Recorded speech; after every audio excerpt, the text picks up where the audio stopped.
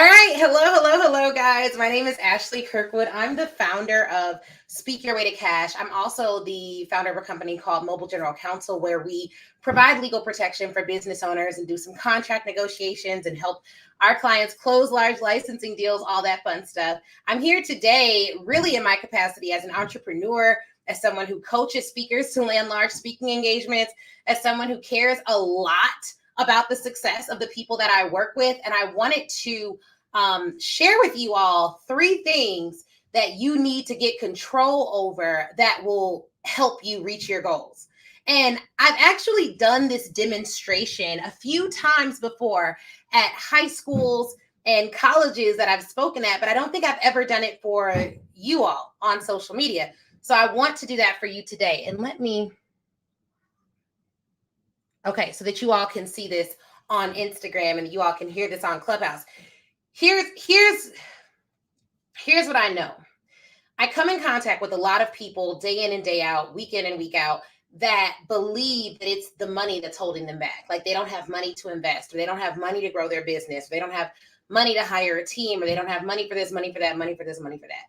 The things that I'm going to tell you that you can control today, here's good news for every single person in every single financial position that's watching this. The things that I'm going to ask you to control today have zero to do with your bank account. So that's the good news. Okay, that's the good news. Zero to do with your bank account. Okay, you said a Clubhouse again, Instagramming at the same time. Clever. Yes. So here's what we're going to discuss. And welcome to all of you listening, whether you're listening on Instagram, on Facebook, on Clubhouse, or you're listening to this on the Speak Your Way to Cash podcast.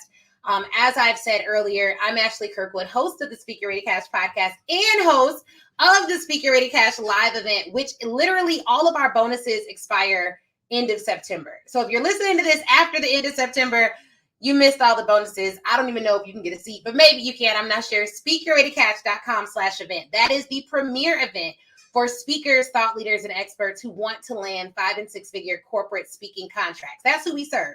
That's what we're talking about. We're covering storytelling. We're covering building out your proposal, all that jazz. But here's what I know.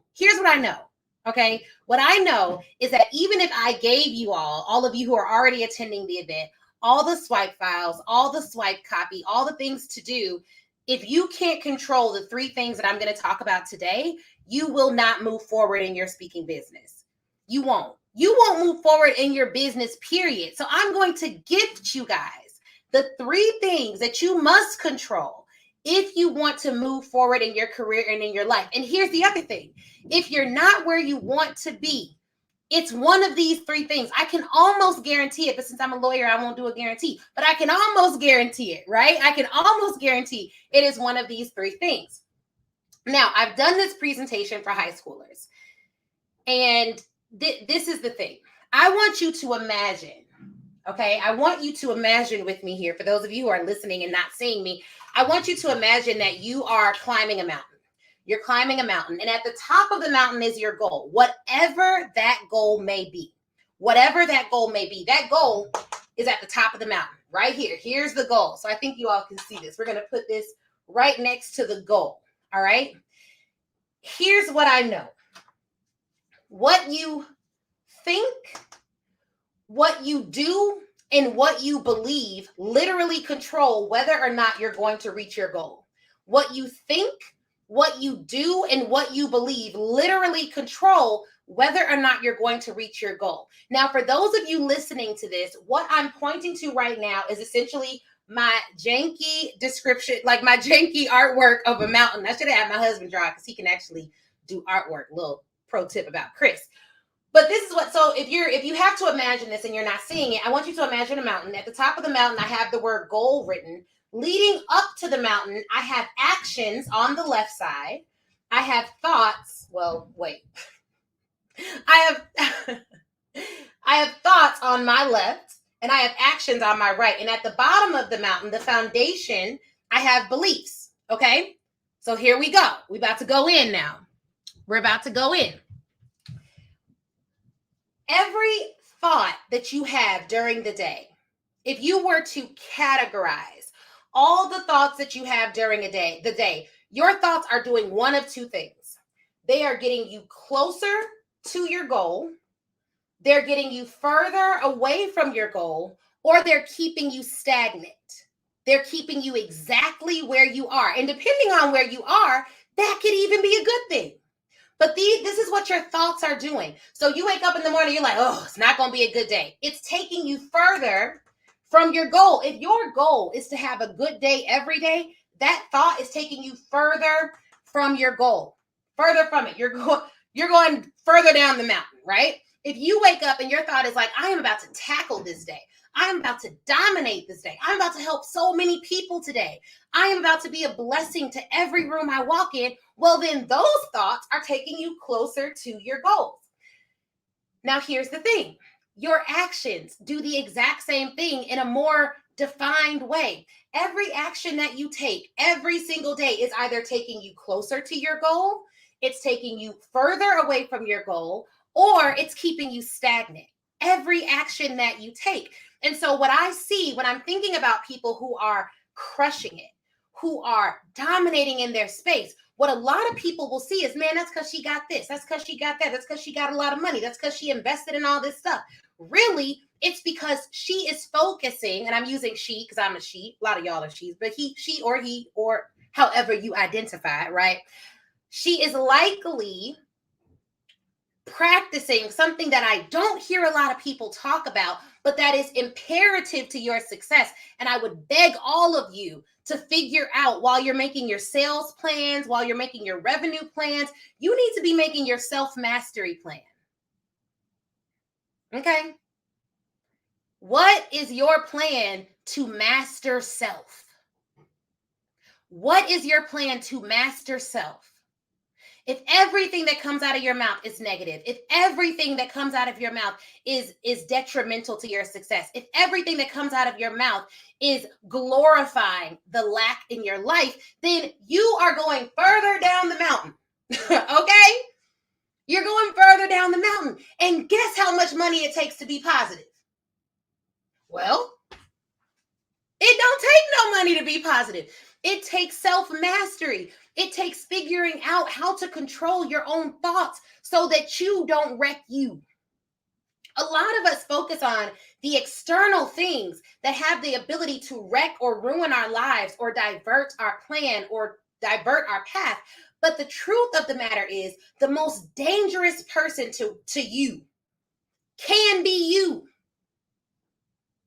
It absolutely can be you. Let me talk about me, because I ain't coming down on y'all. I'm just saying what I've learned over the years. When I think about the times in my life that it was the hardest, it was because I did not make good decisions, or I responded poorly to other people's decisions, which really I couldn't control. Now, let me tell you why it's very difficult for people to talk about self-mastery. And for a lot of people, they avoid this conversation. They avoid self-accountability. I'm going to tell you why.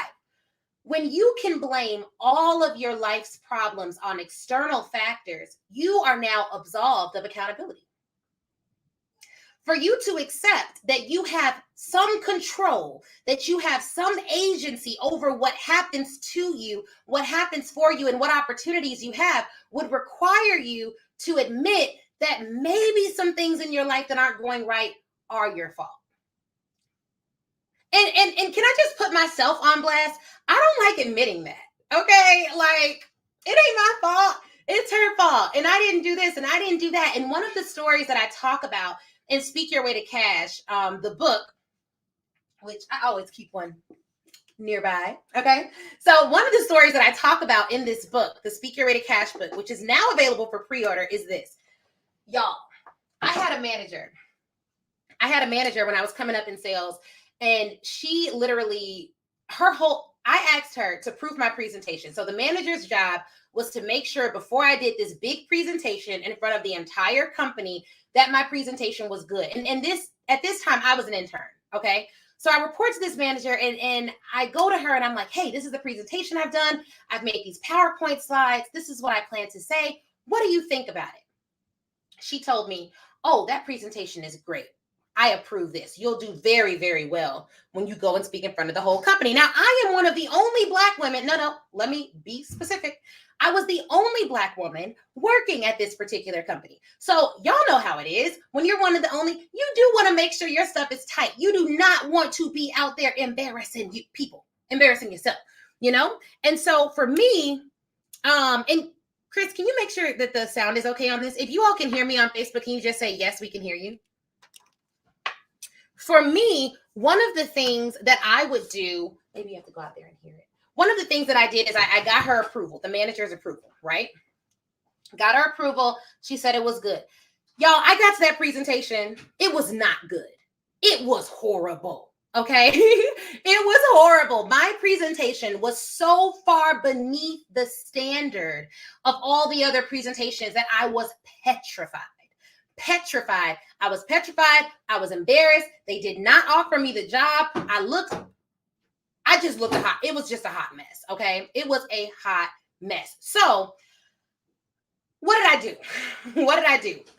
At that point, I had a couple of options. One, I could be mad at that manager forever. I could call her racist. I could say she's ridiculous. I could say any number of things. And maybe some of those things were true. But what I recognized was, okay, me focusing my thoughts towards that person who did me wrong, who did not prepare me, who had me out there looking wild, like that person, my thoughts towards them, me thinking negatively towards them, me stewing on how they did me wrong, me trying to get back, me trying to report her for it, me trying to do all these things. None of those thoughts were going to get me closer to my goal. None of them. It may have felt good to say a little something to her. You know what I'm saying? I didn't, but I thought about it. It may have felt good to do that, but I didn't do that because guess what, guys? It doesn't matter what she did. It doesn't matter why she did it. What matters is the lesson that I can learn from it. And if you don't have any level of self-mastery, what will happen is you can miss a beautiful lesson because it's wrapped in an uncomfortable feeling. You can miss a beautiful lesson because it's wrapped in an uncomfortable feeling. Had she not been inappropriate in her management of me, had she not given me false expectations, had she not set the standard for me, which really wasn't the standard, I would have never learned a very valuable lesson. And let me tell you what the lesson was. The lesson was if you are to show up and present, it is your responsibility to hold yourself to an exceptional standard, whether or not somebody else gives you a standard. And listening to people who say you're doing a good job at something doesn't mean you're doing a good job. It was a lesson I needed to learn. I needed to learn that everybody doing this doesn't really think you're great. I also needed to learn that applause is subjective. So what may be good to her or what may be good to a singular person saying you're doing a great job may not be good to someone else. And so because perspectives vary and because people's perceptions vary, I have to set my own standard of excellence. And I have to operate in that standard of excellence, whether people applaud or not. All of these are beautiful lessons, but they were wrapped in an uncomfortable feeling of embarrassment, of shame, of anger, of failure, of, oh my gosh, these people are going to look at me crazy, of, oh my goodness, how am I going to tell my parents I didn't get the job, of, I'm embarrassed to go back to school and talk about my summer when it didn't result in an internship. And this is like a minor example, really. In the grand scheme of things, me not getting that job that one time from that one internship it's not life determining, but at the time it felt like it. And some of you are dealing with things that are far more emotionally traumatic, but you know what you can control in every single situation? Your thoughts about the thing. In addition to your thoughts about it, you control your actions, what you do afterwards. So after that particular summer, I had another internship, same deal, had to give a presentation in front of the whole company. And I was the number one intern that summer. My presentation was better than all the other presentations in the region. I got an award for it and a job offer. So it worked out. But the only reason I had the drive to do that was because I failed so miserably the summer before. And so in your life, there may be situations and times where it doesn't look good. But if you can learn the lesson and control your thoughts towards what you're going through, it can literally change your life. Some lessons you just have to learn. Now, think about the mountain, okay? Think about the mountain. Your thoughts at any given time are leading you closer to your goal, away from your goal, or keeping you stagnant. That's what they're doing, right? Your actions are leading you closer to your goal, away from your goal, or keeping you stagnant. If you're doing nothing, you ain't going nowhere, right? Or you're staying still and reflecting, however you want to look at it, right? But your actions are for sure moving you somewhere or keeping you somewhere. That's the point. But what are your actions and your thoughts based upon? Well, the foundation of your thoughts and your actions are your beliefs. I don't know if you all can see this clearly, but they're your beliefs. Your beliefs are the foundation. Here's how this shows up for you right now. When you wholeheartedly believe that you can help other people through providing your services, and you wholeheartedly believe that helping people is good, you're going to offer those services. Let me make it real plain, real simple, use a non-business example. If you are walking around, you have a coat on, all right? You have a coat on. I got this jacket on. And in addition to the coat that I have on, I have another coat, okay? I have a whole nother coat. I'm walking around with two coats. I got my coat on. I got another coat, extra coat. I'm real prepared for the weather. In Chicago, windy city, so you're going to need a couple coats. So I'm walking around. I got a coat. I see somebody else, and she's shivering right next to me. She's shivering, but I have another coat. What am I going to do? I'm going to give her the coat. Why? Because it helps her. Simple as that. No. Let me be clear. I'm not going to give her the coat. What I'm going to do is I'm going to offer her the coat. She then has the choice whether to accept the offer or not. But why am I offering it to her? Because she needs it. It looks like she needs it. She's shivering. She's outside. Maybe she likes to be shivering or outside. But in any event, when I spot what I perceive to be a problem, I'm going to offer a solution. It is up to her whether or not she accepts it. But my soul and my heart and my mind is clear because I've offered her the solution. When you think about your business, it is the exact same way. If you have a product or you have a service that can help someone else, and it appears like what you have may help them, it is your duty as a good Samaritan to offer it to them. Don't force it on them. I'm not going to put the coat on her and, oh girl, get this coat. Let me give me your arm. No, I'm not doing that, but I'm going to offer it to you. Why? Because that's what good people do. Somewhere along the lines of life, people have misconstrued what sales is. Sales is the mechanism by which you make an offer to someone with a perceived problem. What are you offering them? The perceived solution. What do they have the choice to do? Take it or not. Now, the way in which you make the offer will either increase or decrease the probability that that person will buy it. You determine how you make the offer, how you price the offer, but at a base level, the reason why good people make offers is to give people solutions. It's to help them solve their problems. Here's where you may have an issue. If you're making people offers and they don't have perceived problems, or you can't identify their problems, then you have an issue with this. Issue spotting. It's something that we learn in law school.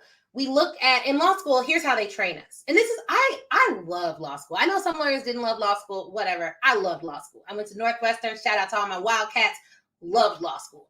What they would do to train lawyers, and I geek out over this, is they would give us on our test, we'd have 3 to 6 hours, depending on what the test was. They would give me a long fact pattern. Imagine just like an 8.5 by 11 page, 3 pages of it just filled with words. And what they would say at the end of all that, the question that they would put on the exam is this: spot all the issues. That's it. They gave me facts, and my entire job was to spot all the issues. Now, this is exceptional training for lawyers because what we do, what good ones do, right, is we spot issues. And then we figure out a variety of solutions until one works. It's literally called, the law. You're practicing law, right? The reason why you're practicing law is because the outcome is determined by forces over and above our control. It's controlled by judges. It's controlled by government agencies sometimes. It's controlled by other people. But our job is to spot the issues and come up with solutions. Who does that sound like? Good business owners. Your job, your purpose, what you're supposed to do as a business owner is to spot the issues, come up with solutions, package those solutions, offer them to people who presumably have the issue. The way in which you offer it, that technique, you can learn that. We teach that at Speak Your Way to Cash. But that is essentially the process by which we make money in business, is by making offers to people that presumably may need the offer. You want to offer it, respectfully and all of that, but that is essentially what you're doing. So check this out. What does all this have to do with belief? If you don't believe what you have to offer will really solve the problem, you're not going to sell it. It is what it is. It's the reason I see people on Facebook asking for familial support instead of figuring out who has a problem they can solve. Familial support is great. I'm so glad my husband supports me, but he also, he works in the business. But over and above that, I told someone earlier, I don't sell to family. And I don't mean that in a derogatory sense. If my family has a problem that my offer can potentially solve, then yes, I'm making them the offer. However, my family can support me by being respectful, by loving me, by respecting my boundaries. They don't have to buy stuff from my business. It's not a requirement for me. Why? Because I know how to spot people with issues and offer them solutions to those issues. So if you're having a challenge in your business with all of this, you got to start making offers to people who actually have perceived problems. It comes back to belief, though. Now, some of you may be in a place where you're like, you know what, I kind of think what I have may be a solution to a corporate client or a consumer, but I'm not sure, Ashley, how do I find out whether or not what I have will actually help the marketplace? Market research. You ask the people you plan to sell to whether or not your solution will help them with their problem. We've gotten away from communication. I don't know if it was first. Probably not first. One of my jobs after undergrad was inside sales. And my job at this company was to go in and do 100 to 110 sales calls a day. That was my entire job, was to start making offers to people who presumably had the problem, right? Like we were selling fleet cards. Not important. We were selling a card that would help them manage their employees' expenses, to put it simply, right? So in order to start off our day, the CEO of the company would bring in inspirational people to pump us up before we had to do these 100 to 110 sales calls. So every day it started with infusing positivity in our mind, with infusing inspiration in our mind, with infusing positive beliefs in our minds. And so the foundation of your actions and your thoughts are your beliefs. You have to believe what you have to offer will make impact, will move the needle. That's critical.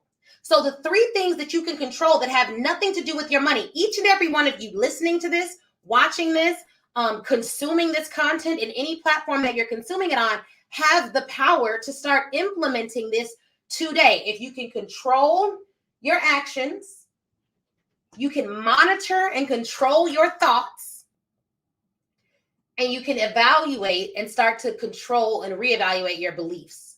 Now, beliefs is a tricky one because your beliefs are cemented by a lot of different things. The first step to getting a handle and getting control over your beliefs is to evaluate what they are in earnest. Here's the thing about the earnest part. There's some studies that show, here's what they show. There are studies that show that affirmations don't work for everyone. Particularly, affirmations don't always work for people who struggle with chronic low self-esteem. Now, what some people believe about this is that the affirmations don't work because if you just say something that you don't really believe in, or even have an inkling of belief in it, all you're doing is like lying to yourself, and it confuses your internal dialogue. So it doesn't really work, right? Here's who affirmations work for. People who've been practicing self-mastery for a little bit, who already have a decent foundation of this is what the science shows. People who already have a decent foundation of their belief and their self-confidence, etc. Affirmations can boost their confidence and can work for them. Let the weak say I'm strong may work for you. You got to figure out, one, what you currently believe. Do an audit of your current beliefs. What do you believe about yourself right now? What do you believe about your future? What do you believe about your past? What do you believe about your present? What do you believe about your future? And what do you believe about your past? What do you believe about your past? If you can get a handle on those beliefs and start evaluating, okay, what do I believe? Then you can evaluate, why do you believe those things? What helped to inform those beliefs? Was it reality? Was it television? Was it your parents? Was it this? Was it that? And then, should that entity or thing actually have the power to control that belief? Are they the appropriate person to be telling you, or entity to be telling you, what you believe about yourself? You got to evaluate that. Now, I am always going to do a plug for therapy because I think it's great. I have an amazing therapist who I highly recommend. And I don't know, I love therapy because it helps you to break down your belief system. But what I know from coaching people and from working with people is that I can look at, if someone tells me their goal, like, Ashley, I want to make $100,000 a month. Okay, great. How much business did you pitch last month? What? I didn't pitch no business last month. Oh. Are your actions leading you closer to or away from that goal? Okay. Then I'm like, okay, great. Well, you want to make $100,000. Do you want to have 100,000 clients? No. Okay. Well, then you're going to have to charge 5-6 figures. You need to have packages that are worth that. Do you have a proposal right now for $150,000 that you could present? No. Okay. Actions leading you away from or closer to that goal. Do you believe you can go and talk to a CEO of an industry and tell them how your proprietary framework or your speaking services or your training solutions or your train the trainer solutions can actually help that organization? Do you believe you can do that? Well, I don't know. And here's what happens. Here's what happens, guys, because I want you to see how this shows up, because there are some of you that are like, but I'm waking up every day and I'm trying. I'm posting on social media. I'm on LinkedIn. I mean, I posted an article. I did a thing. This is why our beliefs are so important. In life, you don't always get an A for effort. The actions that you take matter. And I say this with all, I want to be empathetic to the fact that some people may feel overwhelmed and some people may feel like they can't do it. If you feel like that, then don't. Your health is always more important than your business and everything else. But I want those of you who are okay to work to lean in a little bit. Okay? I want to say this right. All right? Because I know y'all know I'll be giving to you straight, but I want to say this right. The way that a lack of belief sometimes shows up is this. You do a ton of activities to fill your plate so that you can check off that you did activities, but you avoid the activities that will actually move the needle forward. Let me give you an example. You spend 5 hours a day on Canva, but you're not a graphic designer, and you're not trying to be a graphic designer, and your business is not making Canva templates for people. But you spend all this time on Canva so that you have accomplished something that you can hold in your hands to prove that you do it. And that releases something in you that it's like a sense of accomplishment. It's the same feeling you get when you see 100 or 150 likes on an Instagram post. It feels good in the moment. But can I just be honest with you for a minute? These things matter now, but will it matter in 5 years? All of your actions, if you are someone who really wants a legacy. I'm not talking to people who like to say legacy, legacy, legacy all the time, but that really ain't something that they want. If you're someone who's like, look, I am willing to have temporary sacrifice for long-term rewards, lean in. The actions that you do matter. It's not just any action. It is the actions that will move you closer to your goal. What does that look like for my speakers, my consultants, my service providers? That looks like actually talking to decision makers. How many conversion conversations are you having? Not idle chatter, conversion conversations. That means they got on a call with you. They know why they're getting on a call with you, and they're interested in your services. How many of those types of conversations are you having consistently, or is someone having on your behalf? I always recommend you have them first. But lack of belief shows up like, I'm going to spend all day on social media consuming other people's content, but I'm not going to reach out to anyone that could potentially pay me. It's lack of belief. Lack of belief can look like, I'm going to buy all the things, but take none of the action. It's a lack of belief.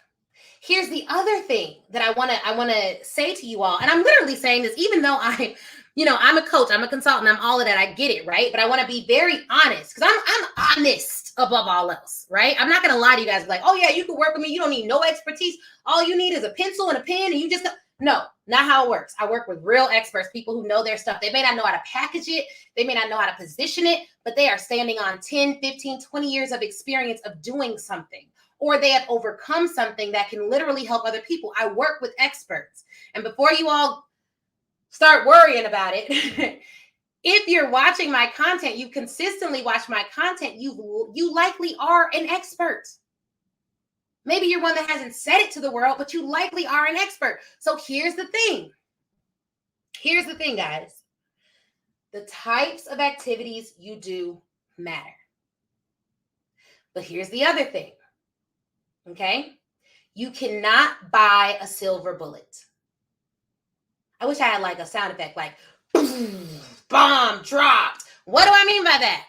A lot of people are trying to, buy a swipe file that's going to change their life. They're trying to buy one coaching program that's going to change their life. It's going to make, everything change. And while I know that our programs bring clarity, they bring confidence to the people that work with me. We have so many repeat customers. So I know that what we offer is really good. I also know that there comes a point in your journey where you're going to have to act, and where your coach isn't going to be able to give you every single little detail. Why?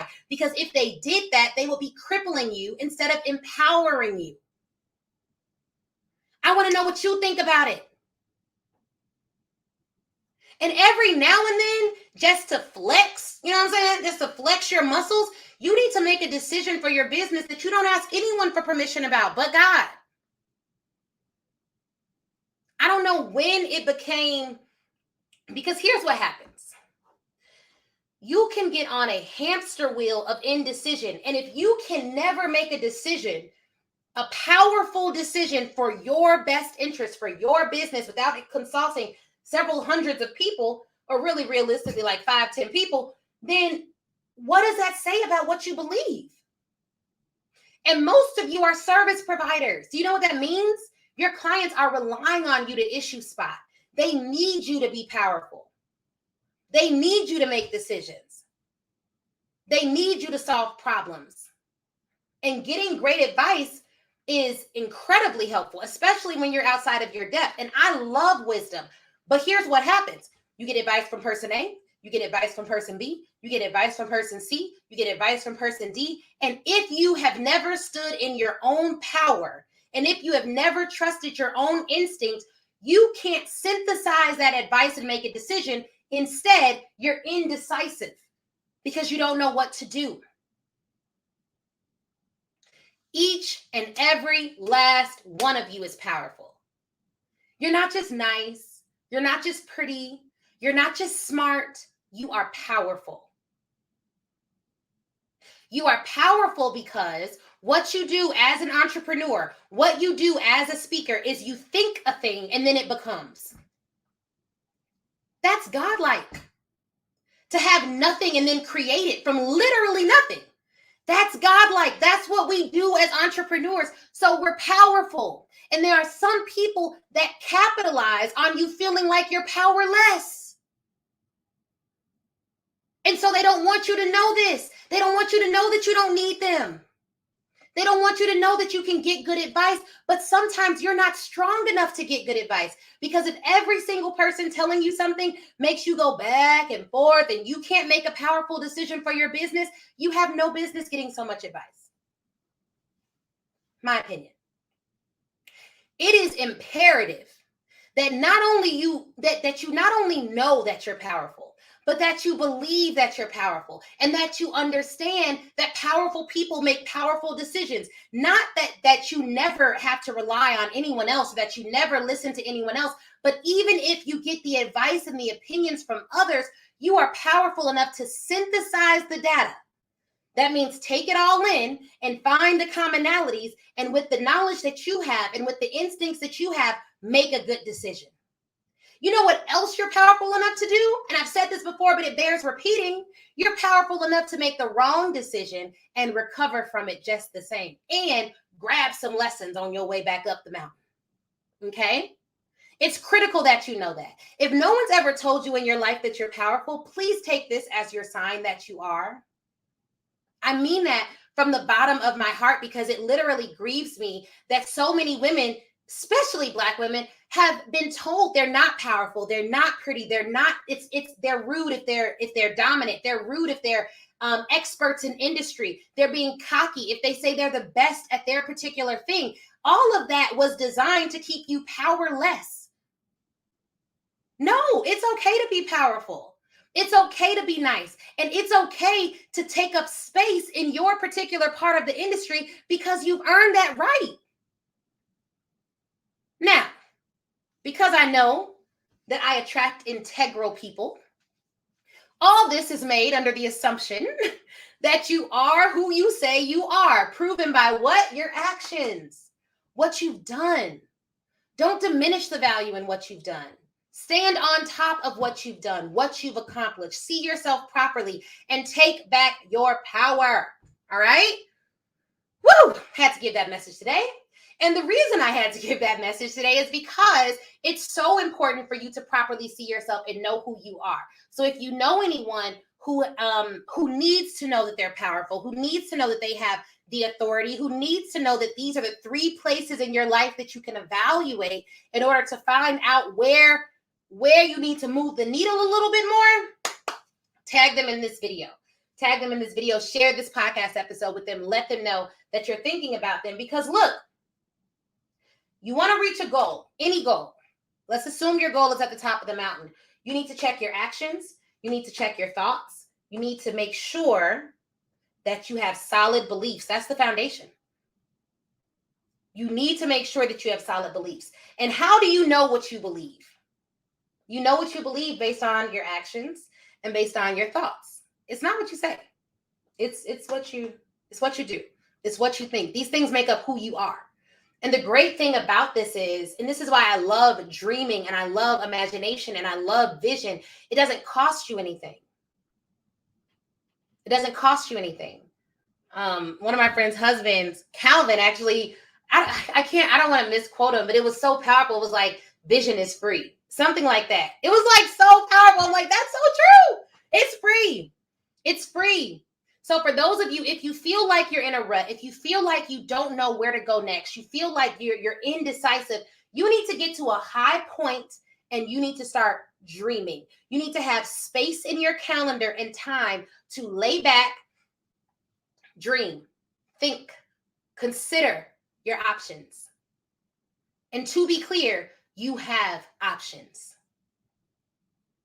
Consider your options.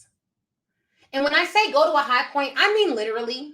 Like, I don't know where you're at, but I know in Arizona, they have tons of restaurants overlooking the mountains. I'm in Chicago. You can go to a high rise and get some tea. You can find a high point. Look out the window. Look and see how large those buildings are and how that building probably wasn't there at one point. And so it meant someone had to design something on paper, and then someone's had to construct it. A lot of people had to construct it. Literally, your thoughts become things. That's so powerful. Think about the authority in that. That business you created, before the date that you started it, it did not exist. That product you created was not always here. Look at this. The boxes we're handing out to people at Speak Get Ready Cash Live, this book, I wrote this. I wrote the book. It wasn't there. Last year, this didn't exist. I thought about something, developed a plan, and it became. That's power. And all of you have that power. All of you have that ability. Don't let anyone make you feel like you're not powerful, like you can't dominate, like you can't rule, like you can't make decisions for your life, like you don't have options. You do. You are. And if you control your thoughts and your actions, depending on what they are, the right thoughts, the right actions can lead to you reaching your goal. The foundation of all your thoughts, the foundation of the actions you take are your beliefs. You don't like where you're at in life? Look at your actions, look at your thoughts, figure out what you believe to yourself. One thing I want you all to do tonight, write down 3 beliefs you have. What do you believe about your past?